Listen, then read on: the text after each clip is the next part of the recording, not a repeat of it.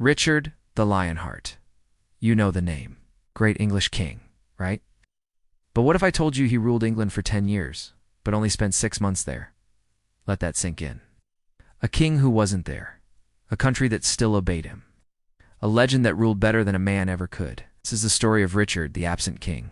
We're taught kings are rulers, leaders, commanders. But medieval kingship wasn't a job. It was a technology of belief. The king wasn't powerful because he fought battles or passed laws. He was powerful because people believed he was chosen by God. And once that belief machine is running, it doesn't need the king to be physically present. First, let's shatter a myth. Richard wasn't English in the way we think. He spoke more French than English. He spent most of his life in France. Emotionally, his home wasn't London. It was the vast Angevin Empire, a sprawling territory stitched together by conquest and blood. England wasn't the heart of his kingdom. It was the bank. Richard needed money, not for roads or stability, but for war, for crusade. For legend, England was the fuel for Richard's identity. Taxes soared. Church property was seized. Government offices were sold to the highest bidder. He wasn't just bleeding England dry by accident. He was deliberately converting the nation into cash for his own epic story. Because the Crusades weren't just military campaigns. They were medieval content creation. A king didn't gain power by ruling well at home. He gained power by becoming a myth abroad. The Third Crusade turned Richard into a global superstar. Lionheart, champion of Christendom. He became a living symbol, but look closely. Richard didn't become legendary by defending his people. He became legendary by abandoning them. His absence wasn't a flaw in his plan. It was the whole strategy. A symbolic king is stronger than a real one. But while Richard was off chasing glory, England became vulnerable. Nobles squabbled for power. One threat loomed larger than all the others. His own brother, John. You know him as the future villain of Robin Hood. But John wasn't just some evil caricature.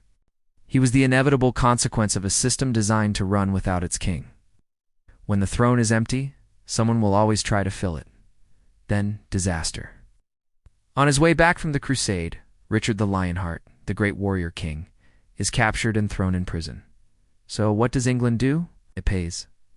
A ransom so massive it became a national trauma. Churches were stripped of their gold. Taxes were squeezed until there was nothing left. The entire country was drained of its silver. A king who isn't even there is still extracting wealth. The people weren't paying to free a man. They were paying to restore their symbol. When Richard finally returns, you'd expect a grand reunion, a king coming home to rule. But that's not what happens.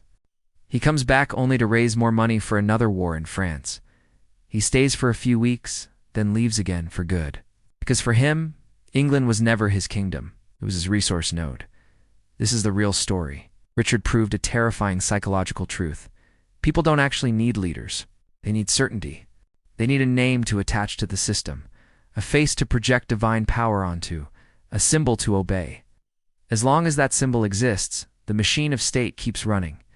Even if the king is absent, even if he's in prison, even if he's not very good at his job, because power isn't enforced, it's imagined. Richard died in France, besieging a minor castle.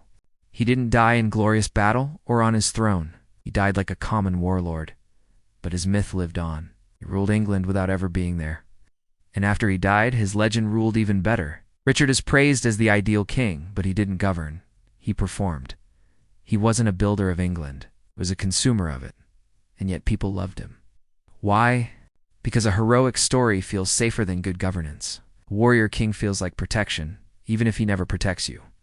And that pattern isn't just medieval, it's modern.